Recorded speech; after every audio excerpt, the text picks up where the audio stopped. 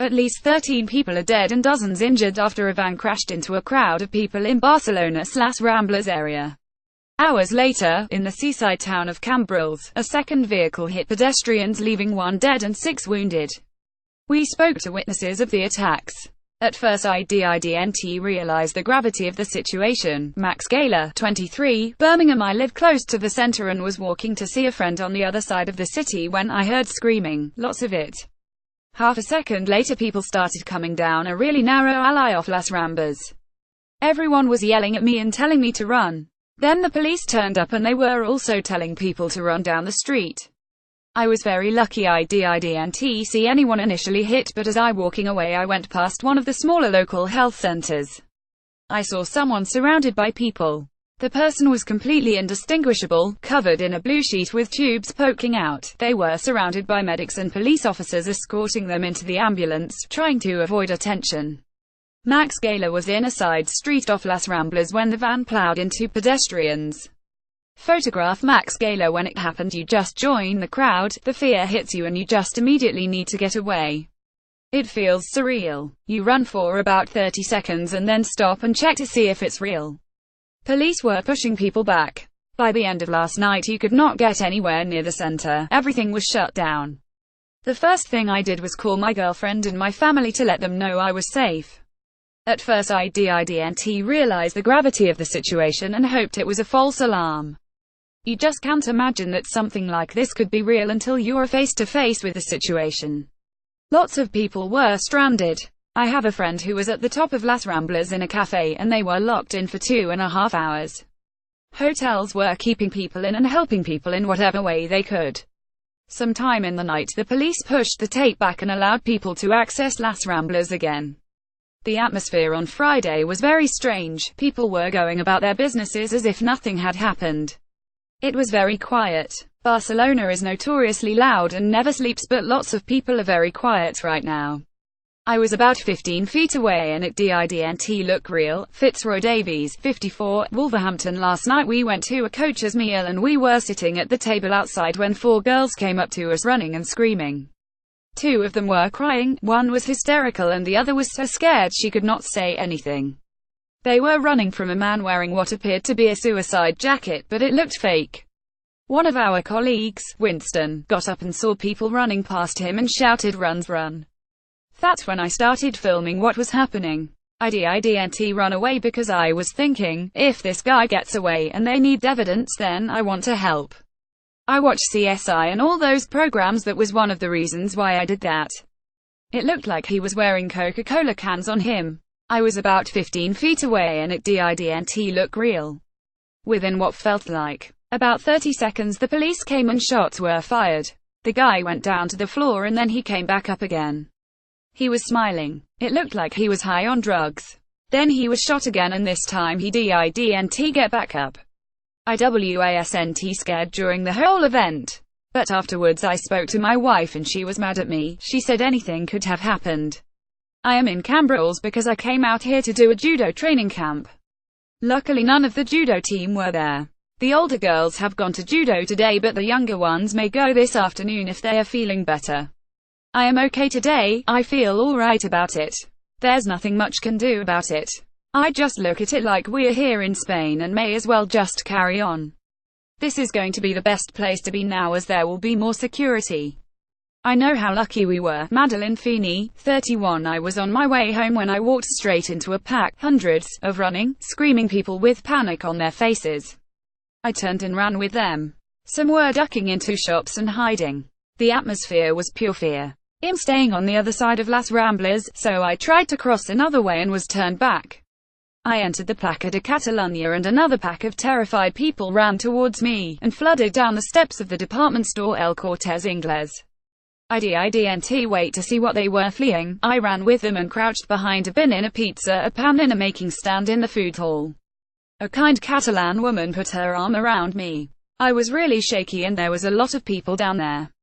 I think they locked us in. For ages, we were all too scared to leave. I started getting messages from people. Such a weird thing to say, I'm hiding in a department store. It was really scary. I was imagining gunmen, as we're trained to think, and I had a racing heart. I plucked up the courage to dash back to the language school. We were locked in until it closed at 9 p.m. Helicopters circled and sirens wailed as we sat stunned on the terrace answering messages from home and drinking beer. I know how lucky we were. I walked home a long way round to find my street cordoned off, swarming with police. When I did walk home, it was weird and empty and surreal. The street where I'm staying was cordoned off. There were rumors of gunmen in restaurants close to where I live. It was terrifying. I feel shaken and weird and sad. Just really sad for the city. It's a new reality. In a few hours it changes, and it's a new thing that's happened. Everyone adjusts. Everyone's been so sad. Everyone is traumatized. It's such a wonderful place. It's just so shocking. Tony Barr, 46 and family. Photograph Tony Barr, a British family who were meters away from the Las Ramblas van attack, praised the quick reaction of the police and the kindness of strangers in making them feel secure. Jackie Rado, 51, and her daughter Kristen Radabar, 14, who were on a family holiday with Tony Barr, 46, and Alexander Radabar, 12, were shopping at makeup store Sephora 100 yards from La Rambla. Their husband, father and son brother were on their way back to their hotel when the van plowed into pedestrians. The family were separated for 3 hours as the area was put on lockdown. My son was waiting for us. That was hard for him. Jackie Rado, 51, London. We were just about to leave Sephora, on the corner of La Rambla, and get ice cream at La Boqueria on La Rambla, but we were distracted by something on sale. We were on the ground floor and suddenly people started to race downstairs, hysterical. We were scared and no one knew what was going on. We were downstairs but we could hear sirens. We heard there was a van going down La Rambla, and people coming in must have seen what had happened. We were locked in the store for 3.5 hours. I just kept trying not to think about it and stay calm. We were right there where it was happening.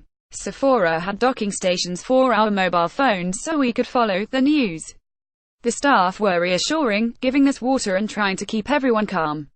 I keep pushing away the thought of what might have happened if we hadn't done an about turn in the store. We were right on the corner of where the van went down the street. I couldn't believe how quickly the atmosphere changed from normal to static.